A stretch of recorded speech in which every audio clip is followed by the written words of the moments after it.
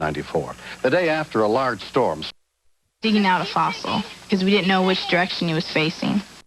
In this story, if I had gone in there on my own to try and find... Kelly, I need something for... And I'll tell him that...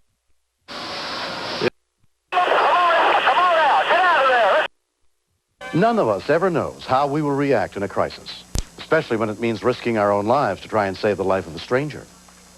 We begin in Greentown, Ohio, on the afternoon of December 23rd, 1994. When 10-year-old Janet Davidson's parents went Christmas shopping, they left their oldest son in charge of Janet and her cousin, Elias Salome. Hey, hold on, wait a sec. Where are you guys going? Elias and Janet wanted to go out for a walk, so they asked Scott permission, and he knew they were going to the woods. Hey, this is the best because it's just like... They're pals. I mean, they're really close. They like to play games together. They told me about the woods, and they said it was real small, Mom. Every trail that goes in goes right back out. But I did not know there was a pond in the woods.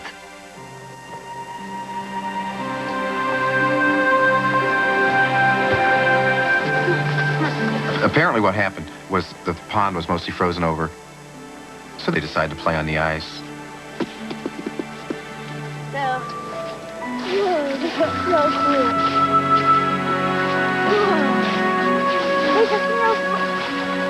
They played around on the ice for a good while and then decided to walk across the pond and go home that way.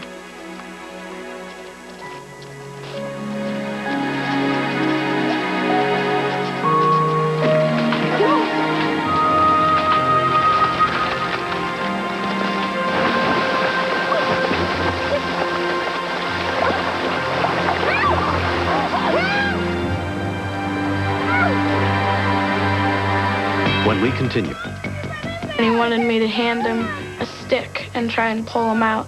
I didn't want to hand him one because he would have just yanked me right in with him. When 10-year-old Elias Salome and his cousin Janet fell into a frozen pond in the woods near their home, no one knew they were there.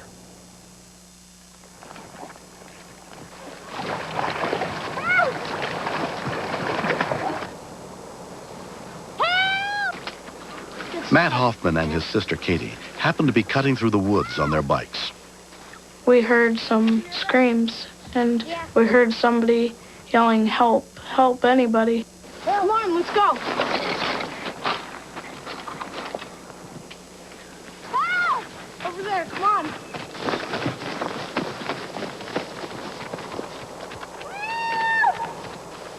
He was pretty panicky.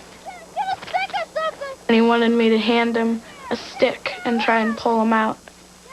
I knew there wasn't one long enough to get out there, and I didn't want to go in the water and hand him one because he would have just yanked me right in with him, and then I would have been screaming with him. I need to go get help. I told my sister to stay there and make sure nothing else happens. I knew that I had to run faster than I'll ever run. He's going to get help. I was all alone and I didn't know what to do. And I was scared because she wasn't breathing. And I thought that she was already dead. At the nearest house, Karen Daly Rowlands and her son were just leaving. Mrs. Camptelli! Mrs. Camptelli!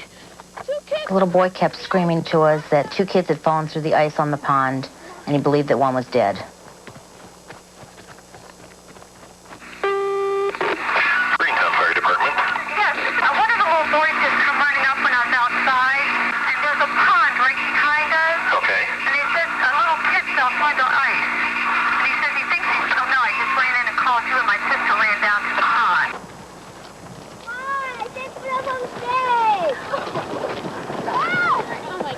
There was a little girl floating face down in the water, and the little boy was screaming. I just knew that we had to get him out of there before he was underwater, too. Honey, you're okay. There was nothing around to throw out to these kids, so I had my son stripped down to his underwear, and he didn't hesitate. He just went in. I was really proud of him. 18-year-old Chris was tall enough to walk out into the pond. The ice wasn't very thick, it was fairly easy to break, but the mud was up to my ankles or past. It made it really difficult to walk. When I got to the boy, I was up to my neck in the water. He said, "Don't worry about me, I'm okay, get my cousin." Chris looked at me and I said, "Get the little boy," because he was closer and I knew he was alive.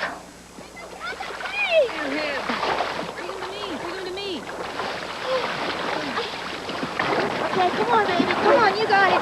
You got it. Come on. Come on. I got you. I got you. I got you. I got to the point where it started getting too deep. I was like, man, I can't make it. I can't make it. My niece threw me a big branch, and I told Chris, hold on to the stick and go get the little girl, and if you start going under, don't let go of the stick. Come on. You're almost there. You're almost there. I got her. I got her. All right. I was waiting for her to show a sign of life, but she never did. Keep her up like that. Go. Janet had been under the icy water for nearly 15 minutes. Her face was like a white-blue color, and her eyes were rolled back into her head. It was an awful sight. She was not breathing. She did not have a pulse. I'm a nurse, and I just knew that people usually don't make it when they're to that point. Come on, Janet. I was scared. I was very scared. I love my cousin. I just couldn't picture it without her there. 1 and 2 and 3 and 4. And every time I did a compression, muddy water would fly out of her mouth. Come on, Janet. I felt my heart beating real fast. I had to get this little girl back to life. The first rescue worker on the scene was Greentown volunteer fire paramedic Ken Brown. The lady, she was doing great CPR, so I told her just to keep on going. One good thing that happened was that hypothermia was setting in because she was so cold, and that usually buys us time. Keep on, Janet. Come on, Janet. Keep breathing. Come on, honey. I noticed that the patient was starting to gasp for air, but she was basically a lifeless doll. When 10-year-old Janet Davidson arrived at Children's Hospital Medical Center of Akron, her body temperature was only 88 degrees. Emergency physician Nargis Deliri took over her care. 3. The greatest fear is significant brain damage, and she was manifesting some of those symptoms by being combative. Get me some more warm blankets and... We gave her warm IV fluids. We also have a radiant heater, and that helped to bring her temperature up. Sweetie, can you tell us what your name is? Janet. Janet? Janet? Do you know where you are, sweetie? Uh-huh. When I woke up in the emergency room, I'm like, wow, because I thought I was going to die, and I thought it was really, great that I was still alive. Glad you're doing better now, and you did a wonderful... I was trying to hold her up and hold on to the ice, but every time I did that, the ice would crack or I'd sink. They opened the shades, and we saw each other. She looked dirty, but I knew she was alive. That's all I needed to know. Renee Davidson and her husband Denny came to the hospital as soon as they learned what had happened to their daughter. She said, "I'm sorry, Mom." I cried, gave her a hug, and told her that the most important thing was for her to get well. Don't worry about anything else. Just feel better. Obviously, Janet's doing real well right now. Pediatric intensivist Mike Billow took over Janet's care.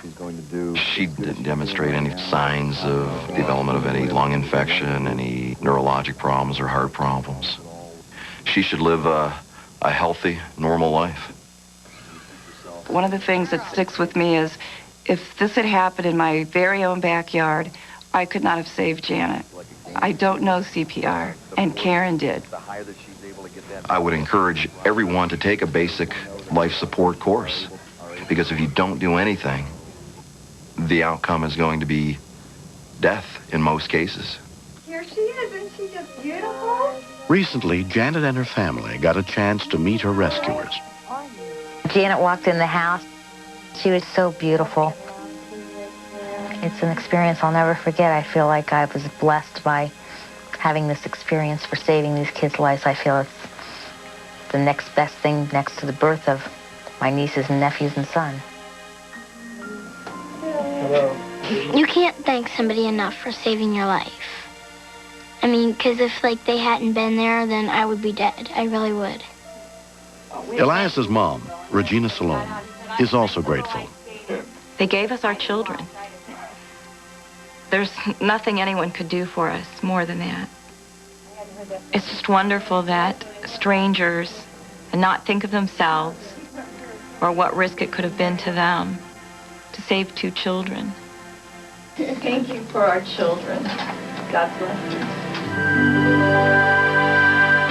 Next,